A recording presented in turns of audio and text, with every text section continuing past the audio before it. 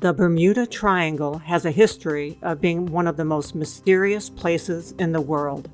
Since the mid-1800s, more than 50 ships and 20 airplanes are said to have vanished without a trace in the triangle. Also known as the Devil's Triangle, this Atlantic Ocean phenomenon is an area that reaches from the Atlantic coast of Florida all the way to Bermuda, with the third corner of the triangle located in the islands known as the Greater Antilles. Reports of unexplained occurrences have included ships that were abandoned for no obvious reason. Others vanished without ever transmitting a distress signal. Most disturbingly, aircraft rescue missions sent to find missing ships have themselves disappeared without a trace. So what is behind these strange disappearances? There are many theories ranging from geological and environmental factors all the way to supernatural explanations. But before we delve into the possible causes of the strange history of the Bermuda Triangle, let's talk about arguably the most famous disappearance ever reported in the area. In December of 1945, 5 Avenger torpedo bombers left a military base in Fort Lauderdale, Florida, on a routine 3-hour training mission. Known collectively as Flight 19, at 2:10 p.m. they flew east from the Florida coast to Hens and Chickens Shoals, where low-level bombing practice was carried out. Next, the planes were to continue flying due east for roughly 67 miles, before turning north for 84 miles and passing over Grand Bahama Island. The next scheduled move would be a southwestern turn, which would bring the group back to Fort Lauderdale. The flight leader was Navy Lieutenant Charles Carroll Taylor, who had over 2,000 flying hours with this type of bomber. He had just returned from a Miami naval base where he had been a flight instructor.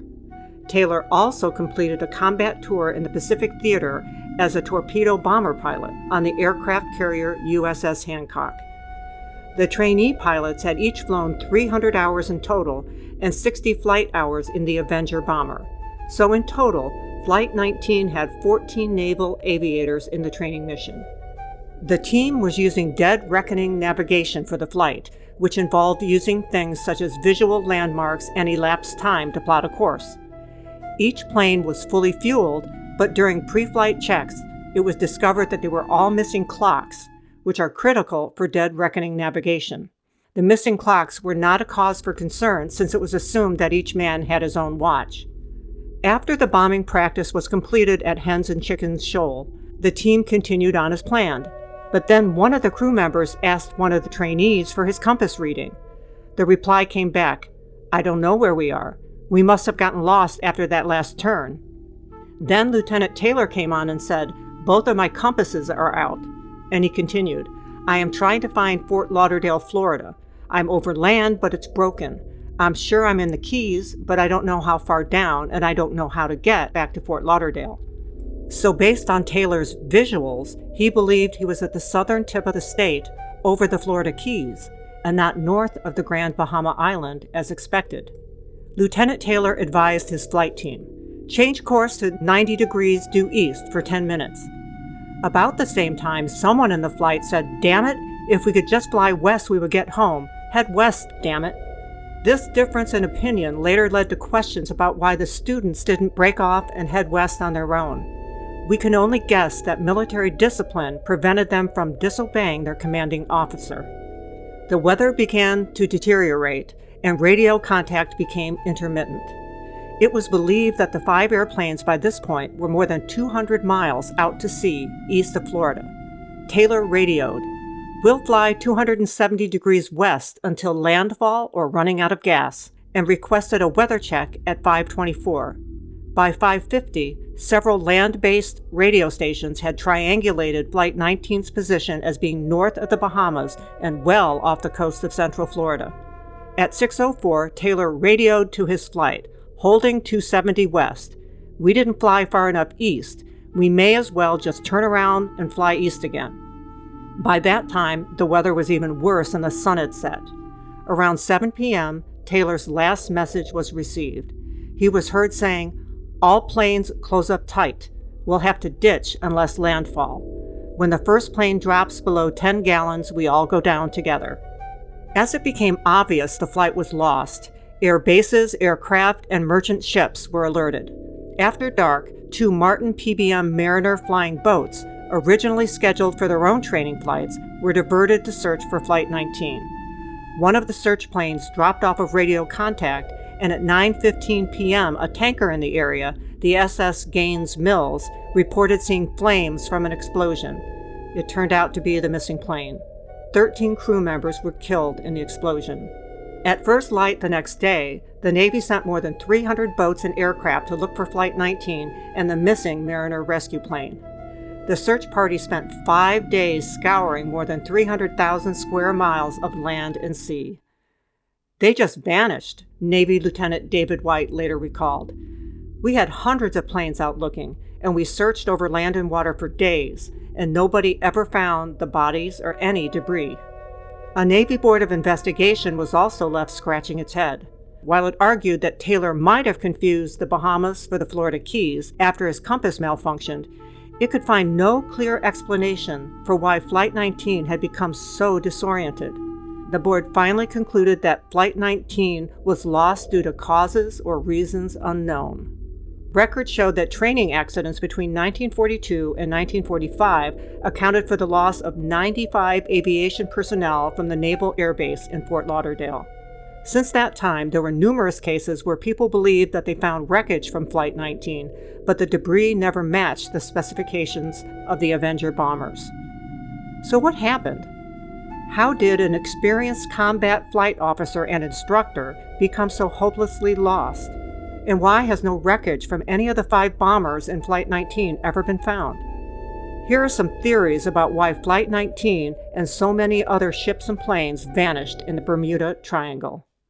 Number 1, failure to understand magnetic declination. Because of the curve of the Earth, compasses have to be adjusted to align to what is known as true north.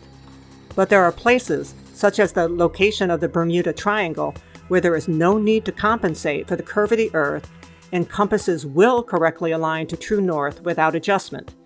This theory says that inexperienced pilots or sailors that are not aware of this effect can make significant navigational errors that end in catastrophe.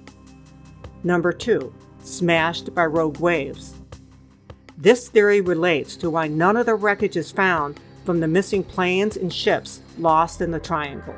The area of the Atlantic Ocean in the Bermuda Triangle is known to have sudden rogue waves, sometimes as high as 100 feet, which would demolish and sink any wreckage. Number 3, stolen by aliens.